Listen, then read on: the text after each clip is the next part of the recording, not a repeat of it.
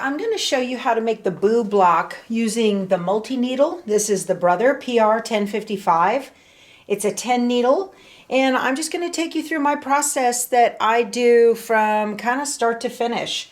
So this block can be made in the 5x7 hoop, and in order to do that and use the 5x7 hoop, I've got to make arm A a little bit smaller, and I call it A because there's an A sticker on here, and the other arm that came with it has a different sticker, a B, I believe. And in order to do that, make it fit, the machine came with this little tool, and I have to go back here on my left side, the right side of the machine, and just loosen these two screws on this side of the machine. It's kind of hard to see, but if you have one of these, you'll see how easy it is. And it doesn't matter which way the hoop goes in. There's a U-notch here and a circle there, or a circle here and a U-notch there. So either way you put it, it's going to fit the same way. So I'm just going to pop in this end, because you always adjust the arm from your left side over, not your right side over. So now that I've loosened the screws, I'm just moving this arm over here, and it kind of has a notch where it fits, and it will lock into place. And once it's in place, you can tighten these screws. They're thumb screws, but I don't have very good hand strength, so I always use the tool, and that way I can make sure, because sometimes you'll be in the middle of a design and it'll say change to a larger frame, and that's just because maybe your screw came loose. You got a loose screw. Too bad this tool wouldn't fix that, right? So I'm running through my screen here. I have my design on a USB stick. This is a Power Tools with Thread USB stick. We sell these on our store site. We have them in white and pink. And I have a Amazon Basics adapter on the back of my machine, and it plugs into the USB port. I leave it in there all the time. And then this has 3 ports on the bottom. I also have other options of these available in my Amazon store, and I'll link to all that below if you want one. But that just prevents a lot of wear and tear on the USB port on the machine itself. So if there's going to be any wear and tear, it happens on this, and I can replace this for about $10. So what I need to do is pull up the design and then program in all of the colors that we're going to use and the stops. But the first thing I need to do is to change out the threads. So I think you can see there's an orange spool back here. This spool, I just tied off the red that was on here. It's a simple knot, okay? And you open up top. Let me get up here where you can see there's a little lever. You just pop that open like that, and that opens these tracks holes. And then down here in front of the needle, that is spool number 2. So I'm just going to reach and grab the thread in front of spool number 2, and I'm just going to gently pull it to pull the orange thread down through the thread guides. There, that's come out. Okay. So you just trim it like that. Here on the bottom of the screen is a dark gray band. And there is 2 needles with like a hoop with an arrow right and left.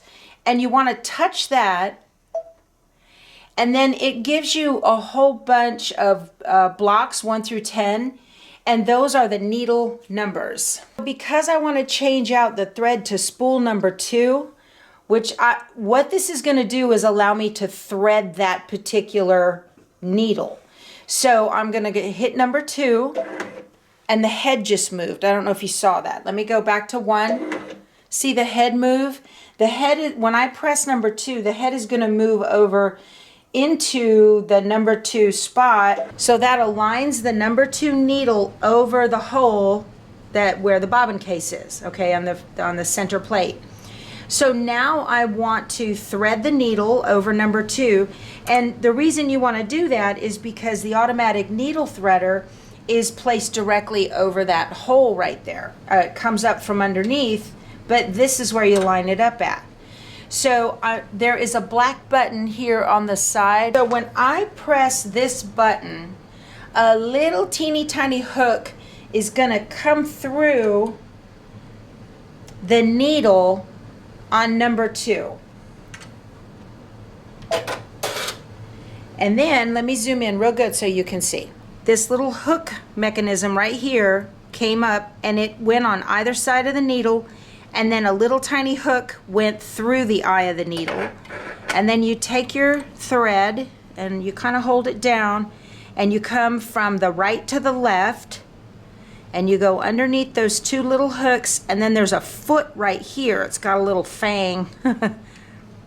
And you want to get under that and you want to go over the number 2 thread cutter right there, and that's it. Now I'm going to press that black button over on the screen again, and it's going to pull the thread up into the needle. Let me show you.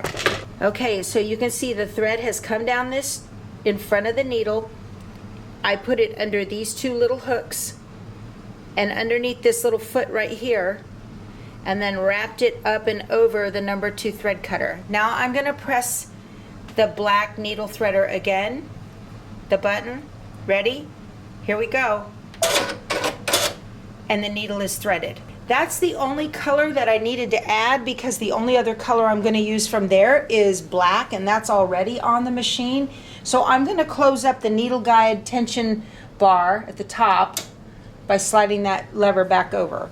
So I'm just going to touch OK. Now I need to get the design on the screen, and it's on the USB stick, so you can either get the design from inside the machine. These up here, whoops, let me go back, return. These up here are designs that are internal to the machine when you bought it. And then this right here is if you created a design and you saved it in the machine, and then USB, and you might be cabled to a computer, or you're using some other kind of media. I'm just going to touch the USB symbol, and here's my BOO design right here. And I want to turn it sideways, because if you look, it loaded vertically and I need it to be horizontal. So all I'm going to do is hit set for right now.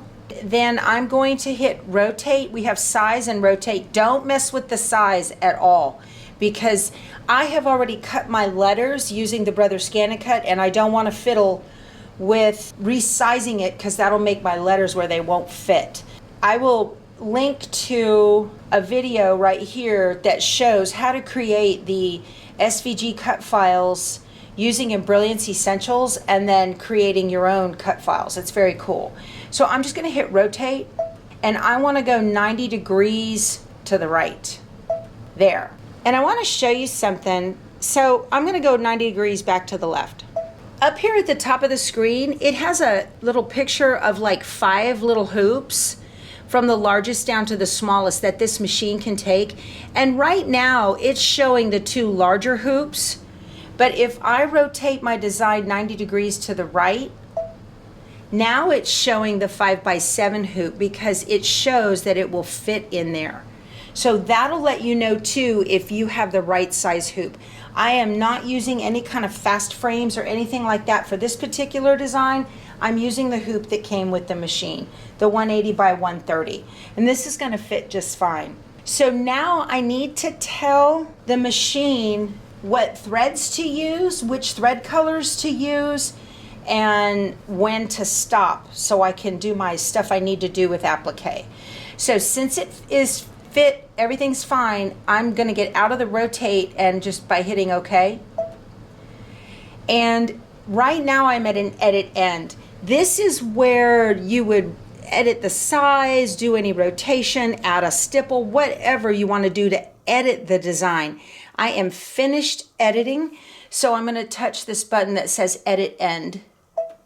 Now I need to tell the machine when to change the thread color and when to stop, so I can take care of the applique things that I need to do. So first of all, let me tell you, the machine does not care at all what thread color is on which spool. It could care less. It's going to do what you tell it to do. And you can certainly assign color numbers to spools, but that's not necessary all the time, especially if you have chosen your own colors. So on this menu, before we get into embroidery, we can rotate it again. We can create border boxes.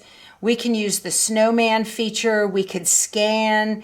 We can do all kinds of stuff on this machine. It's very, very advanced and has like almost the same technology as like a dream machine to be able to scan for the snowman and take a picture of what it is about to embroider on. So it's very, very fancy.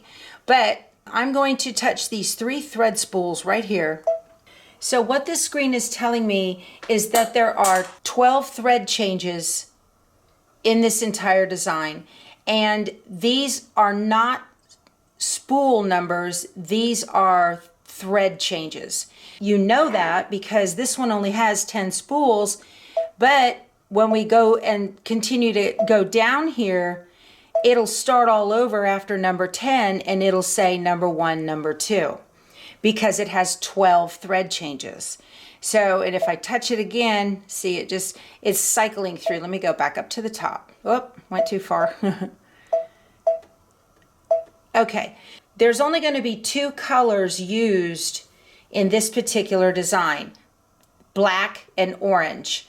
The crosshatch background quilting and the stitching are all going to be in the same orange, and then the cats are going to be in black. So it really does not matter what thread color you choose to do the tack down and all that, but I'm just going to stick with the same one that is going to be used when the color does actually matter. So these numbers right here correspond to the stitch number, 1st, 2nd, 3rd, 4th. These numbers correspond to the 10 spools that are on the top of the machine. I have number 5 anchored as black and number 6 anchored as white. Those are always black and white no matter what because I use them so frequently. So I put those in the middle on the back. Stitch number 1, and you can tell what number you're on because it's right here, and then there's a preview. This might be kind of hard for you to see. So for stitch number 1, I want that to be color number 2, so I'm going to touch 2. Now, before we go to stitch number 2, I want it to stop so I want to put the batting down on top of that placement line. It's kind of counterintuitive. You think you should tell it to stop after the stitch you just made, but instead you need to tell it to stop before the next stitch you take. So now I'm going to go to number 2, and I want it to stop before it stitches on number 2. So here we are on number 2. I'm going to touch the hand. So that is going to be stop, then stitch. Then I'm going to put my batting down, and then it's going to do, this is the tack down for the batting. Then we're going to get to number 3. All right, so after the batting has been put down and it's been tacked down, we're on stitch number 3. And before it stitches number 3, I want it to stop so I can trim away the batting. Now I'm going to make a placement line for the fabric, and I want that to be in black. So I'm going to tell it number 5. Okay. And then it's going to do the placement line for the fabric. And before it goes on to the tack down for the fabric, I want it to stop. And I'm going to tell it number 5 for black, so that it tacks it down in black. So we have gone through batting placement, stop so I can put the batting on, and then it's going to stitch down the batting with the batting tack down. Then I want you to stop so I can trim the batting, and then it's going to use black and it's going to create the placement line for the fabric. And then I want it to stop so I can put the fabric down, and it's going to tack the fabric down in black as well. And then after that, stitch number 5 is the placement line for the fabric. and I want that to be number 2. I want that to be in orange. And before I tack down the letters on stitch number 6, I want it to stop so I can apply the letters. And then I want it to stitch spool number 2 in orange. And then stitch number 7 is the cross hatching. Before it does the cross hatching, I want it to stop so I can go iron my letters down. And then I want the cross hatching to be in orange as well. We're getting down to number 8 now, and we know we're on number 8, okay? So it's done the cross hatching. Number 8 is going to be number 2, so that because the final satin stitch is in orange, and I don't need to do anything with it. And then stitch number 9 is the placement line for the green fabric. And I want that to be in black. Okay. And then stitch number 10 is the tack down line for the fabric, but before it stitches the tack down, I want it to stop so I can put the fabric on there. That is the tack down on the outside edges for the green fabric, but before it does that, I want it to stop so that I can get that creased over and get it nice and flat and taped down. And I want that to be in black. Whoop, I need that to be in black. I need this to be in black. There we go. And then this last one is the cats, and I don't need it to stop while it does the cats, but I want that to be in black as well. So that's it. It's just a matter of thinking like the machine. You can always hit the stop button if you need it to stop so you can do something if you forgot to put a hand in there. But I'm pretty sure I got that right. I always go through it one more time. That's exactly what I want. I'm going to touch OK. And now I'm going to touch embroidery. And it is totally ready to go. So in between each one of those things, wherever there's a hand, it's going to stop. So now we are ready to get stitching. And you can see this is going to take 20 minutes to make this block.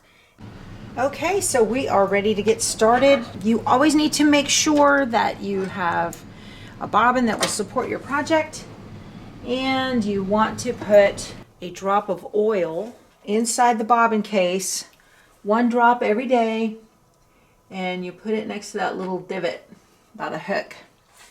And I'll link to a video where I show exactly where that is, because it's kind of hard to tell. So I asked my maintenance guy the last time he was out here, and he told me. I'll pop that back in. Very simple. I use Filtech magnetic bobbins, pre-wound.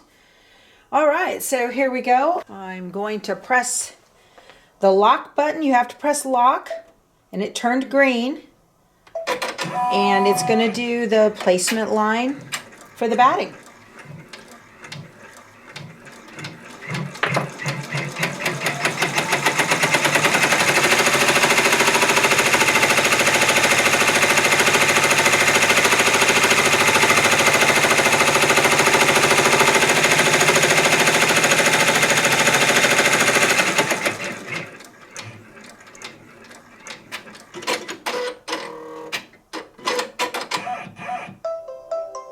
So that sound means it's stopping and waiting for me to do something. So now I'm going to put my batting over the top. And I'm not going to tape it or anything. You can if you don't feel comfortable, but I'm just going to go ahead and let it do its thing.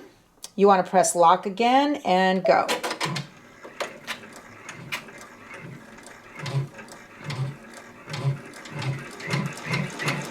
It should stop so I can trim away the batting.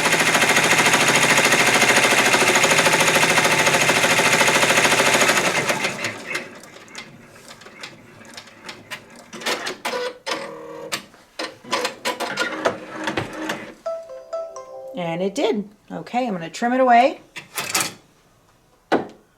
If you get the quilting table that goes with this, it's really nice. I don't have it installed, but you can just trim right there on that quilting table. It's really nice and big for you to be able to have a nice flat space to trim if you need it. Once you get the hang of this, I know it took me a while to tell you guys how I was, what I was thinking to put that together. But normally that takes me like 5 minutes. On your front, you may want to put an F for front on these. That matters, okay? So because once you take it down, it's really easy to turn it around because it'll go in both ways. Make sure that it's tight in there. If it is not, you'll be a stitch off and your registration will be wrong. I took care of trimming that, so now it's going to stitch the placement line for the fabric. I'm going to hit lock and go.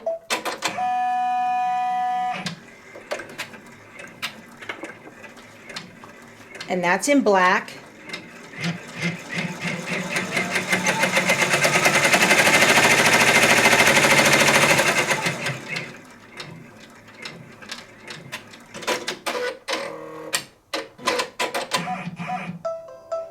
Now it's stopping and waiting for me to put the fabric on. So you want 1/4 of an inch of your fabric over this line right here, and the rest of it you want about 1 inch over. I just have a scrap, so it's hanging over far enough as far as I can tell. I've just covered that, but you can leave a little bit of batting. I didn't even cut it straight, y'all. It's terrible. I'm bad. I'll leave that right there just like that, and lock and go. And now it's going to tack it down.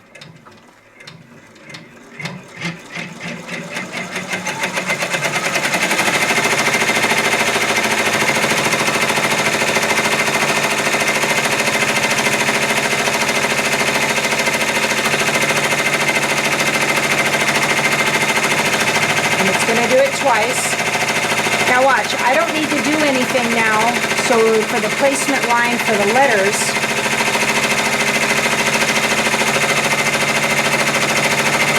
so it's going to immediately cut the black thread, jump to orange, and create the placement line for the letters.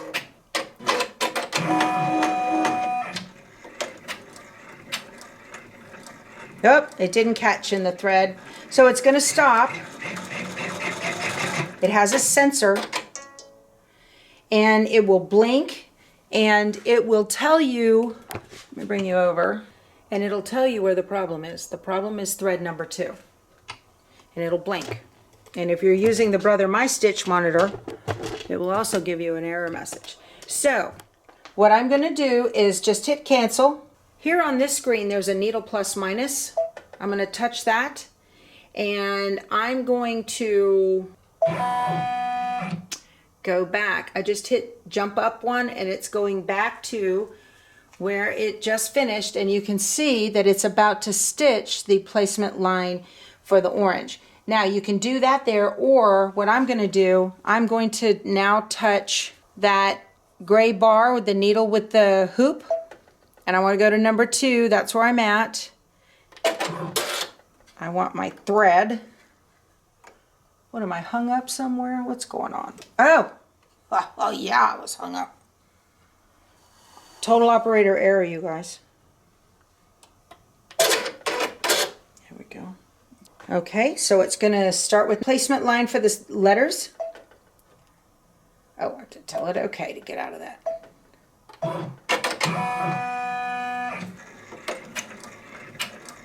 There, now it caught the bobbin.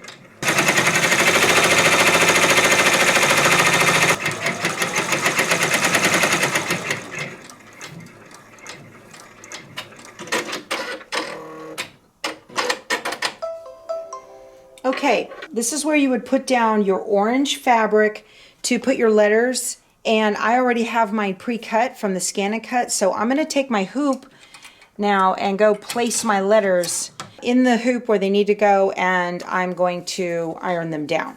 All done. Now it's going to do the tack down for the letters.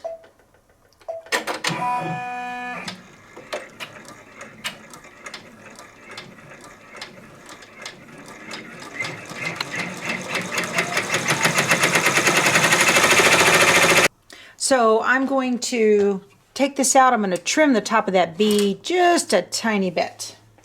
If you did not pre-cut your letters, this is where you would trim away around the outside of your tack down lines. And I'll do little micro trims all day long over having to cut out the letters. themselves. Okay, make sure that's on perfect. There we go. All right, now we're going to do the cross hatching. Lock and go.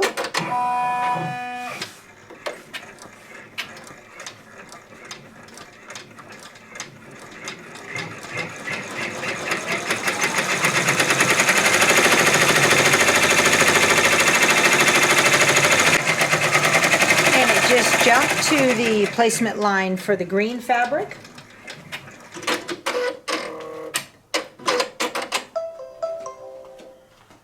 Okay, so you want to place the green fabric face down with the most of it over toward your left side. And I'm just going to put it straight on here. You can take the hoop out if you want because it stopped. Yeah, it's 1/4 of an inch over the placement line. Lock and go. There we go, that's what we want.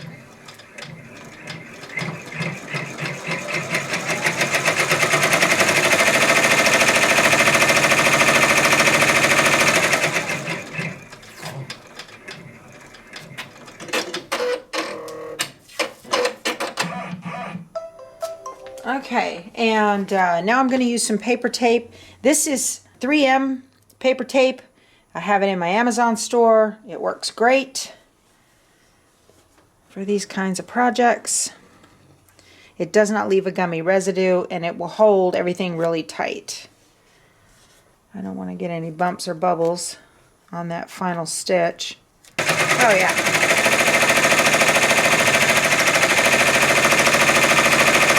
Perfect. And now it's going to jump straight into the cat motif.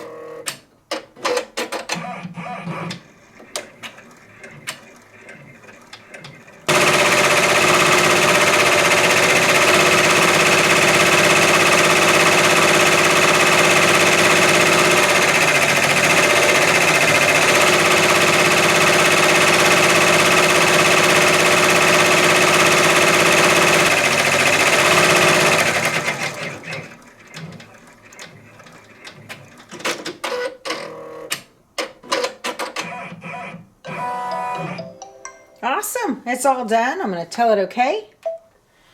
And, oh, that looks great. Doesn't that look good? Look at that.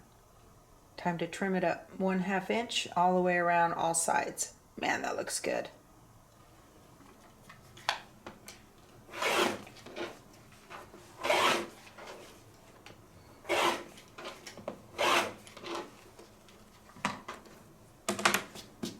Looks great. Wow.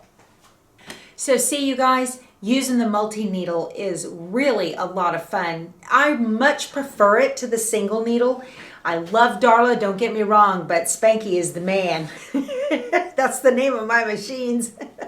Again, if I had not been explaining it to you and trying to think it out to say the right thing, I would have had that part done in just a couple of minutes.